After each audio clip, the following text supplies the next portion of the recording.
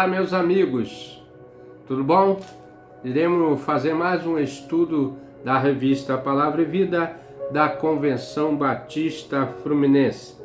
O tema central dessa lição, desse trimestre de 2026 é vocacionado uma nobre missão, ser e fazer discípulo.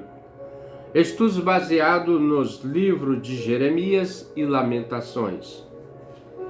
Quem escreveu essa revista, essas lições da revista foi o pastor Adonias Júnior. A esse querido pastor, queremos agradecer, né?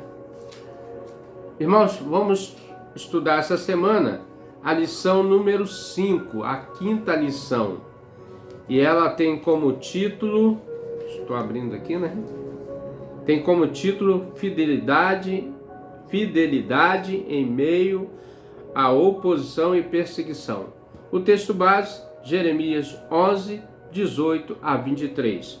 Estaremos também lendo, na verdade, acompanhando, né, o capítulo 11, 12, 13, 14, 18, 19 e 20. Mas o texto base é Jeremias 11, 18 a 23. Estaremos orando nessa hora, agradecendo a Deus por essa oportunidade também de poder estar fazendo junto mais um estudo da revista Palavra e Vida. Pai querido, muito obrigado, Senhor, pela oportunidade que nos dá. Que o Senhor nos dê capacidade, nos dê instrução, nos dê sabedoria e entendimento para fazer, Senhor, a sua obra, ó Deus, com carinho e esmero, ó Deus. Em nome de Jesus, eu quero te agradecer para todos sempre. Abençoa os ouvintes, que eles sejam ricamente, poderosamente agraciados por ti. Em nome de Jesus, eu quero te agradecer por mais uma oportunidade. Amém e amém. Irmãos, então nós estaremos estudando, né, fidelidade em meio à oposição e perseguição. Quem nunca teve uma oposição, que seja no trabalho, na escola, no meio familiar também, e até mesmo no seio da igreja, né? E perseguições por toda parte. Na verdade, o Senhor nos disse que nós seríamos perseguidos.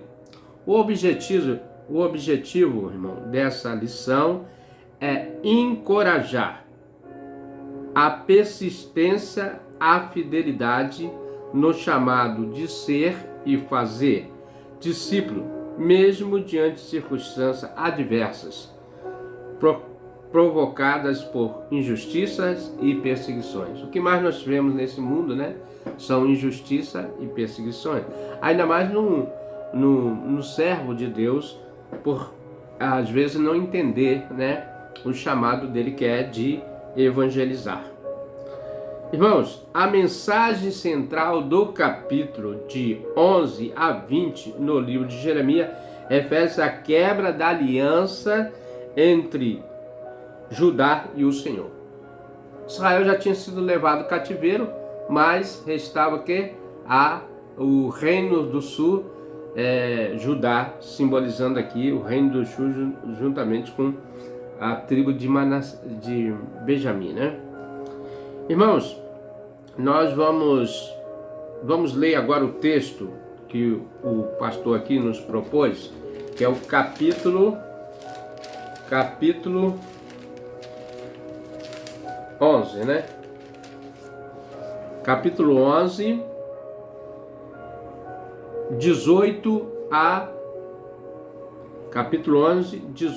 23. Então nós estaremos lendo assim. Que ele também tem um subtítulo, Conspiração contra Jeremias, né? E o Senhor me fez saber, e eu o soube, então me fizeste ver as suas ações. Eu era como um manso cordeiro, que leva uma matança, porque não sabia que imaginava projetos contra mim, dizendo, destruamos a árvore com seu fruto e cortamos-no da terra dos viventes, e não haja mais memória do seu nome. Mas o Senhor dos Exércitos, justo juiz que prova os pensamentos e o coração, Veja eu a tua vingança sobre eles, pois a ti descobri a minha causa. Portanto, assim diz o Senhor acerca dos homens de Anatote, que procura a tua morte, dizendo: não profetize no nome do Senhor, para que te não morra nas nossas mãos. Assim diz o Senhor dos Exércitos: eis que eu os punirei. Os jovens morrerão à espada, e seus filhos e suas filhas morrerão de fome, e não haverá deles um resto, porque farei vir o mal sobre os homens de Anatote no ano da sua visitação. Que bênção, né, irmãos? Que Deus é o Deus da justiça. Hoje se faz muito injustiça ao povo de Deus, né?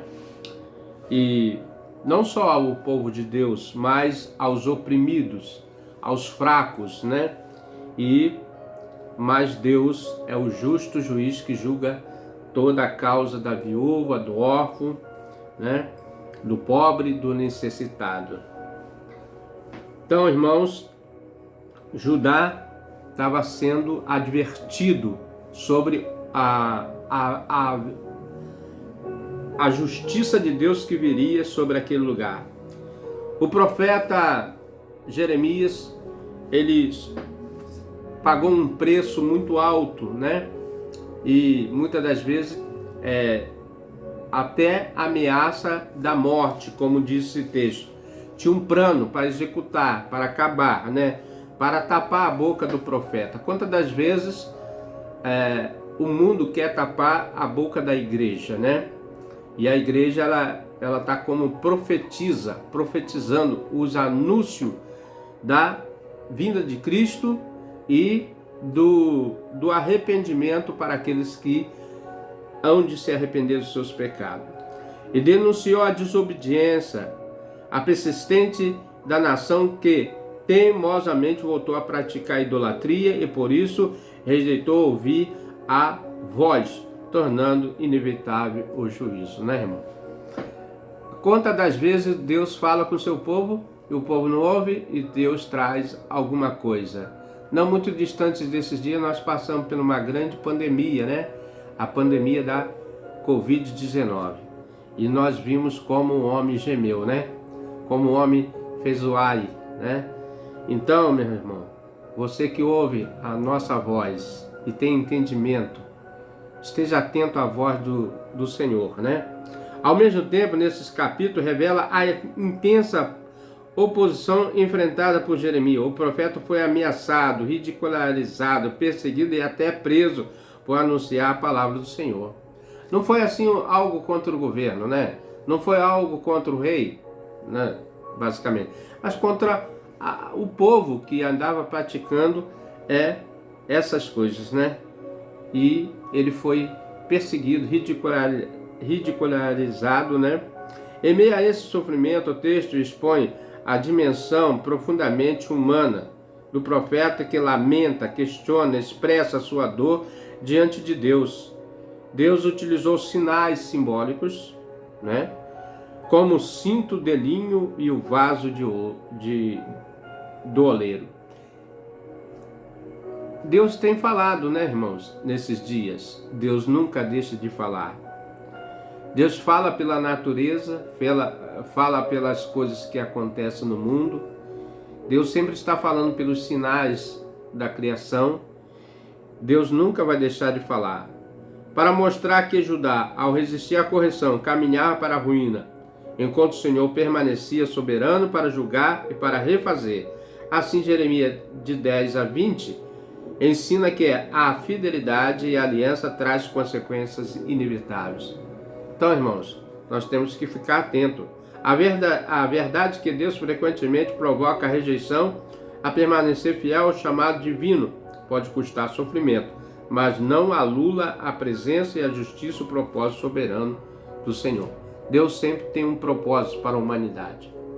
Deus sempre tem palavras de ânimo para a humanidade. O problema é que a humanidade fecha seus ouvidos ao ouvir a voz, né? Esse que ele está sempre clamando, né? Clamando ao povo. Primeiro ponto aqui, irmão, oposições surgem quando a vontade de Deus é realizada, né? O inimigo ele fica enfurecido quando o povo de Deus se levanta a falar a verdade, a praticar a verdade, a denunciar a hipocrisia, a denunciar a mentira, o fingimento. Uma nação que teme ao Senhor é uma nação feliz, né? Feliz a nação cujo Deus é o Senhor. E o princípio da sabedoria de um povo é o temor a Deus. Se o exemplo do profeta Jeremias, você já esteve empenhado em algum projeto, seja ele pequeno, médio ou grande porte, por certo deve ter convivido com a presença de opositores. Quando andamos em obediência e vontade de Deus, sempre despertaremos hostilidades daqueles cujo coração é dominado pela maldade, né? Os irmãos reparam aqui que surgiu uma conspiração, né? Uma conspiração para eliminar o pregador, o divulgador da palavra, aquele que estava anunciando juízo de Deus para aquele povo. Ele estava tentando calar a boca do profeta, né? Mas Deus não permitiu. Quando o profeta é o enviado de Deus, né? Ninguém pode parar. Então, irmãos, nunca devemos nos esquecer que sempre haverá oposições daqueles que, por natureza, são negativos e críticos, pessoas racionalistas que têm dificuldade de se envolver com um projeto que exige gigantesco passos de fé. O homem ascético, né? O homem incrédulo, ele não vê com os olhos espirituais, ele vê com os olhos físicos, né? Com materialismo, o que é material, né? E nós que buscamos a fé, nós vemos com os olhos espirituais. Há sempre uma crítica naquele que quer propagar a sua fé.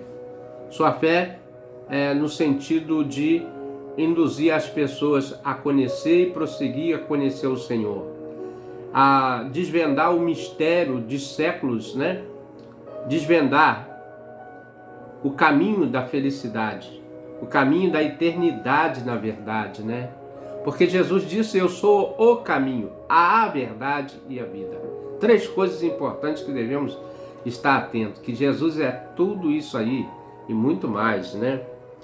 Os projetos exigem gigantesco passo de fé, enquanto os críticos afrontam e debocham o profeta. Jeremias continuava a sua tarefa. Críticos desmoralizam, enquanto os homens envolvidos com a obra de Deus encorajam. Quantas vezes nos noticiários, né, quando uma pessoa tem uma posição firme em relação à sua fé, vem muitas críticas sobre ele, tentando desmoralizar, tentando ofuscar, tentando que as pessoas não dêem crédito na sua palavra. E nós vemos que o mundo ele é mau quando tenta tirar Deus da história, da vida das pessoas, né? Nós temos uma história e essa história ela tem um fim feliz. Qual o fim feliz? O fim feliz que Jesus enviou o seu Filho unigênito para que todo aquele que nele crê não pereça, mas tenha vida eterna, né? E o fim feliz é quando esses que aceitaram a Cristo viverão eternamente com Ele. Mas o profeta aqui está falando de pecados. O profeta está falando de arrependimento. O profeta está chamando o juízo àquela nação. Seria diferente de hoje? Não. Seria uma utopia, vamos dizer assim, de hoje? Não. Porque o mundo, a cada dia que passa, caminha de passos largos para o pecado, né? Nós vemos toda hora aí nos noticiários, nos comentários, pessoas deturpando, ridicularizando a igreja, e não só a igreja, mas a prática da igreja, né? A família, o casamento, o cônjuge, deturpando o ensinamento às criancinhas, né? Enquanto Jesus disse, deixai vir a mim as criancinhas, porque de tais é o reino do céu. Quantas pessoas impedem as crianças com suas ideologias, com seus costumes, tentando bloquear as crianças de entrarem no reino do céu, né? E os homens envolvidos com a obra de Deus encorajam. Nada alegra mais a Satanás e os críticos que vê seu negativismo resultar em paralisação da sua vocação. Jeremias estava tentando parar a vocação de Jeremias, barrar, né? Quando tinha um plano para destruir a árvore e o seu fruto e cortamos da terra dos viventes. Quando fala sobre isso aí, é que eles estavam tentando assassinar, vamos dizer assim, Jeremias, matar Jeremias, tirar da terra, né, a sua memória, a sua história. Mas Deus não permitiu, porque desde o início Deus falou para ele que ninguém tocaria nele. Assim somos nós, irmãos, né? Assim somos nós. Nós somos guiados pelo Espírito, nós somos abraçados por Deus, cuidados por Deus dia após dia. Nós andamos, pensamos e falamos com o nosso Criador. A coisa mais fácil de se fazer quando é criticado é desistir, e se abater e recuar. Mas lembre-se, estamos envolvidos em algo que não pertence, algo em que pertence a Deus. Ele é o dono do que fazemos. Nós somos apenas instrumento que Ele está usando para realizar o que Ele deseja. Lembra que aqui falou que Deus usou um cinto e um vaso de oleiro. Quando Jeremias desceu à casa do oleiro para ver o oleiro trabalhar, o oleiro é aquele que trabalha o barro, faz vaso, faz com as mãos, ele trabalha o artifício, né? E ele foi na casa do oleiro ver como se fazia o vaso, e fazia, quebrava, refazia de novo. Assim é Deus quando nós somos na mão de Deus.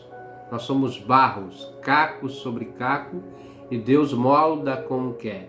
E ele estava falando, assim era Israel na mão do oleiro, na mão de Deus, né? Como Deus veio para todos, assim somos todos nós. Todos nós estamos na mão desse oleiro perfeito que é Deus. Ninguém é dono da sua vida, ninguém é dono dos seus passos, porque o dia do amanhã não nos pertence. Hoje nós estamos aqui falando, mas amanhã não sabemos nosso futuro, se permaneceremos aqui ou não. Mas o que eu quero dizer com isso é que Deus tem o controle de todas as coisas. E ele falava para Israel exatamente isso, nesse ensinamento, né, pedagógico, que ele levou Jeremias à casa do oleiro, para dizer que ele fazia como ele queria que Israel moldasse e fizesse um vaso para a honra. Estar envolvido com o reino de Deus exige pagar um preço. Quanto mais relevante a tarefa realizada, maior o preço a ser pago. A pergunta é: estamos dispostos a desenvolver a vocação que recebemos de Deus, ou ficaremos paralisados pela oposição de pessoas que não têm compromisso com a fé? A igreja, irmão, ela é ativa, ela é viva, ela é um organismo vivo, vibrante. E a igreja não pode ser paralisada. A igreja não deve ser paralisada, nem ter a temer ao homem aquilo que possa fazer. Porque a igreja não pertence a homem nenhum. A igreja pertence ao Deus Criador, que comprou lá na cruz. Jesus comprou e pagou um grande preço. Jeremias aqui, ele pagou um grande preço porque enfrentou as autoridades daquele reinado, né? Os sacerdotes, os escribas e o próprio rei daquela época. Então, irmãos, nós vemos que o povo é um povo ingrato, né? A Deus, estava tentando apagar o profeta, o enviado de Deus. Hoje nós temos a igreja sendo enviada a falar a você, meu amigo, meu irmão, que Jesus Cristo é a solução. Jesus Cristo é aquele que transforma, que cura e que renova a cada manhã. Segundo tópico aqui, fidelidade a Deus supera as oposições humanas, né? Ser fiel é a coisa melhor, é a coisa mais sábia que o homem deve ser. A fidelidade. A experiência do profeta Jeremias revela que Deus está mais interessado em nossa fidelidade do que em nosso entendimento. As direções de Deus podem ser dolorosas, vagas, incompletas sob a nossa perspectiva, porém sempre resultarão em conquista extraordinária. Ele não se sente obrigado a explicar todos os planos que possui, muito menos nos mostrar todas as garantias possíveis. Ele simplesmente nos manda confiar, agir com fé e fidelidade. Irmãos, Deus não tem obrigação de falar para nós o seu plano, mas Ele quer que nós entrega o teu caminho, confia nele e o mais Ele fará, né? Deus quer que nós entregamos o nosso caminho a Ele. E Ele com certeza vai dirigir os nossos passos. Desde o início, o homem, se tivesse na posição de obediência, não teria saído do caminho, da direção de Deus. Não teria se perdido, né, como se perdeu tanto, porque se desviou do propósito de Deus. Mas Deus enviou o seu Filho para que nós retornássemos ao caminho, né? Para que nós voltássemos aos trilhos, andando, louvando e exaltando a Ele. Na verdade, existe uma boa razão para Deus não se sentir obrigado a nos fornecer um sistema de navegação, porque Ele está apresentando para ser a nossa própria direção. Olha só, né? Então Deus quer dirigir o nosso barco da vida, né? Até porque Deus nos mostra o caminho todo de uma vez. Por certo, não suportaremos e desistiremos do desespero. A fidelidade que nos ensina a andarmos pela fé. Deus nunca improvisa, Ele conhece o fim desde o começo, né? Deus é onisciente, onipotente, né? Então Deus conhece todas as coisas. Ele tinha o destino de Jeremias mapeado, muito antes do profeta dar o primeiro passo. Ele estava com seu braço direito estendido para proteger Jeremias das perseguições, das injustiças. Ele tinha um ministério profético desenhado antes de Jeremias ser concebido no ventre da sua mãe. Jeremias era o profeta já escolhido. Jeremias foi aquele profeta que Deus desenhou, né, para aquela grande tarefa, e Jeremias foi obediente. Hoje eu e você somos chamados a ser os profetas de Deus. Falar aquilo que Deus quer transmitir ao povo, né? A nação, todas as nações, até os confins da terra. Deus quer que nós abrimos a nossa boca e confessamos a Ele que Ele é o caminho, a verdade e a vida, que Ele é a solução para todos os nossos problemas. É Ele que nos sonda, é Ele que nos protege, nos livra. Ele quer transmitir a mensagem de esperança, a mensagem de confiança, a mensagem, ainda que o mundo seja opositores, Ele quer que você tenha firmeza, convicção.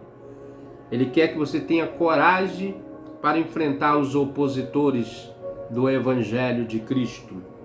Só porque Deus não mostra os detalhes, não quer dizer que Ele não os conheça. Acredite, Deus frequentemente está trabalhando nos bastidores da vida, orquestrando o nosso destino, mesmo que não tenhamos a ideia do que Ele está produzindo.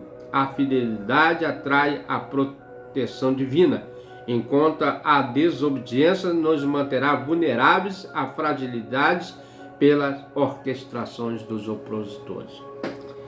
Irmãos, lembra que mas o Senhor dos Exércitos, o juiz que prova os pensamentos do coração, veja eu a vingança sobre eles, pois a ti descobri a minha causa. Portanto, assim diz o Senhor acerca dos homens de Natote, que procura a tua morte, dizendo, não profetize no nome do Senhor, para que não morras às nossas mãos. Deus faz uma promessa que Jeremias veria a morte dos seus opositores. E foi exatamente isso, irmãos. Infelizmente, o povo foi levado a cativeiro, o rei foi vazado os seus olhos, né? E os filhos do rei foram todos mortos por Nabucodonosor. O povo sofreu, gemeu. Deus está falando conosco. Deus sempre fala conosco. Deus está dando tempo da humanidade se arrepender. Arrependei-vos e convertei-vos, que sejam apagados os vossos pecados. Deus está dando tempo para que o povo não venha gemer, não venha sentir dor, né? Então, irmãos, Jeremias profetizou para aquele povo, um povo desobediente, não muito diferente dos nossos dias, um povo rebelde, um povo que é quanto mais a errar e a pecar. Mas Deus tem enviado mensageiro para anunciar a sua obra de restauração. Terceiro tópico aqui, ele fala, anime-se, você não está só. A promessa que Jesus fez para mim e você é que ele iria para o Pai, prepararia lugar, viveria outra vez, né? E ele disse que nós não estaríamos só, estaria conosco até a consumação do século. Aqui a promessa é que Deus não deixaria o profeta sozinho. Os capítulos estudados estão marcados pela conspiração contra Jeremias, pelos seus lamentos pessoais, pela sua persistência no cumprimento da vocação. São nos momentos adversários marcados por desafio e obstáculo que a nossa mente entra em batalha e a nossa confiança é testada, questionando se realmente devemos confiar em Deus. E quando vivenciamos um período marcado por circunstâncias desfavoráveis, que passa a existir em nós dilema entre crer e duvidar a intervenção divina. No calor da perseguição, que as nossas emoções ficam comprometidas por causa da pressão provocada pela oposição, tornamos mais vulneráveis, menos racionais, mais emotivos e por isso mais suscetíveis a ser manipulados, persuadidos ou até mesmo enganados. Irmãos, nós devemos ser fiel até a morte e dar-te-ei a coroa da vida. A fidelidade é uma prova que nós confiamos em Deus em qualquer circunstância da nossa vida, em qualquer momento. Nós temos um Deus que nos ouve, um Deus que nos protege, que nos livra. Essa era a mensagem que Deus passava no coração do profeta, que ele não devia desanimar pela circunstância. Deus está nos falando ao nosso coração que não devemos desanimar, que não devemos olhar para trás, mas que avancemos até o momento em que a igreja aqui não mais permanecer, porque um dia ela vai partir, ela vai ao encontro dele e para sempre e todo sempre estaremos com Deus. Ainda que toda circunstância não nos favoreça, ainda que as nossas orações pareçam não respondidas, há uma esperança. O Senhor permanece agindo em nosso favor. Deus sempre vai proteger os seus filhos. Deus sempre está agindo em favor dos seus. Como diz aqui, atrás dos bastidores, Deus está no comando. Ainda que você seja um instrumento, eu, você, Deus, na verdade, que batalha por nós. A luta nossa não é nossa, é de Deus. Ele toma a nossa causa. Acredite, mesmo em meio às frustrações e os fracassos humanos, nós podemos esperar pela intervenção divina. Quantas vezes, né? Alguém recebe uma palavra de um médico dizendo que a esperança para ele acabou. Quantas vezes uma pessoa perde o emprego e acha que não tem esperança mais? Ou que foi abandonado por uma pessoa e acha que o mundo desabou e vai acabar tudo, né? Na verdade, Deus é maior do que tudo isso aí. Se nós olharmos para o interior, dentro de nós existe algo que muitas pessoas queriam ter. E é Deus. Deus habita em cada um de nós. Ele é o tesouro escondido a ser descoberto. E Deus fala no nosso coração, fala na nossa mente. Deus usa a natureza, a criação, para falar com o homem, sempre que o homem abre o entendimento para ouvir a voz de Deus. Não podemos permitir que o inimigo aproprie de momentos de desânimo para levar a incerteza à nossa mente. Não podemos nos sentir derrotados ou acovardados, pelo contrário, porque decidimos confiar na bondade e na provisão de Deus.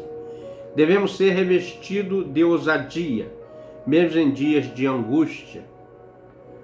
Conforme disse o influente evangelista e autor britânico Campbell Morgan, Deus não pode usar homens trêmulos e temerosos, né? Deus quer usar você, quer revestir você de coragem, de força, de ânimo.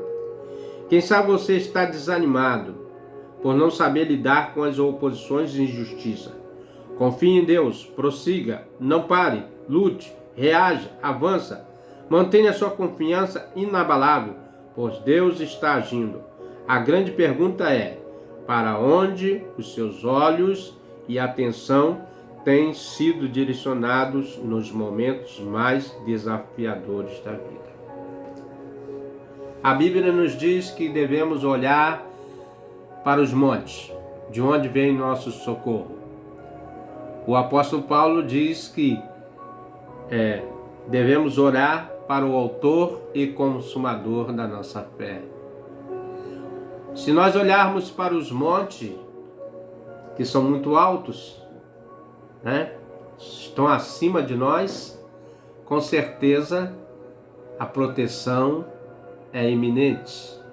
Se nós olharmos para o autor e consumador, aquele que faz a obra, aquele que cria, né? Que é o autor da própria obra, com certeza estaremos seguros na mão dele. Concluindo essa lição tão linda, né? E confiante, que fala sobre a fidelidade em meio à oposição e perseguição, que todos nós somos colocados, né, aqui e somos provados pelas oposições e perseguições. Todos nós estamos nesse barco. A confiança em Deus nos livra da paralisia do medo. O medo é aquele que nos faz paralisar, né? A confiança no poder de Deus nos permite prosseguir com coragem, sem contaminação do pessimismo, da dúvida, da incredulidade. Muitos daqueles que saíram com Moisés no deserto foram incrédulos e ficaram no caminho. A confiança em Deus nos livra de escolher e trilhar por caminho de morte e destruição. A confiança em Deus é o alicerce da vida, pois firma os nossos passos, fortalece os nossos corações. A confiança que gera em nós a dependência de Deus não se supera oposições, perseguições e justiça sem dependência divina. Temos que depender de Deus, né? Portanto, não duvide da presença protetora de Deus. Quando as possibilidades humanas se tornam limitadas, Deus prossegue, atuando com poder e glória.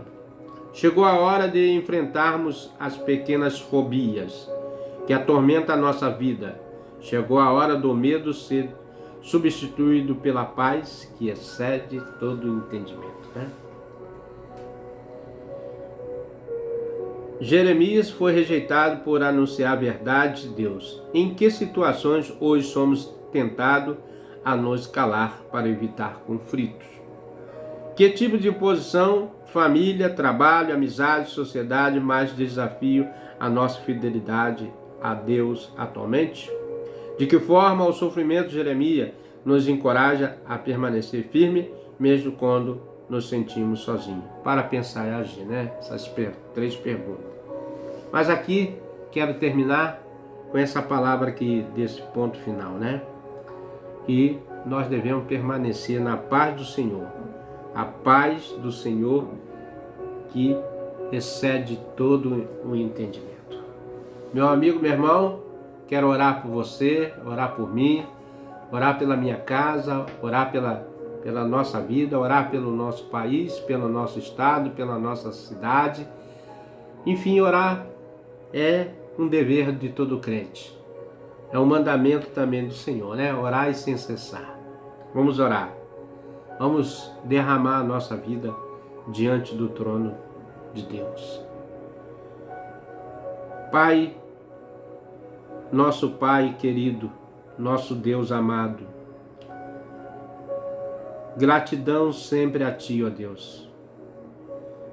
Gratidão porque o Senhor é um Deus maravilhoso, porque nos deu a alegria, o prazer de estar na Sua presença. E nesse momento, ó Deus, nos prostramos diante do Teu altar, juntamente com nossos queridos e amados irmãos, a fim de buscar a Sua presença, ó Deus, que o Senhor possa falar ao coração dos nossos amados irmãos, que essa mensagem, Senhor, ultrapasse os limites e que ela venha atingir o coração do sedento, do cansado, do fraco, desanimado, do perseguido, daquele que não tem esperança, daquele que a fé está abalada.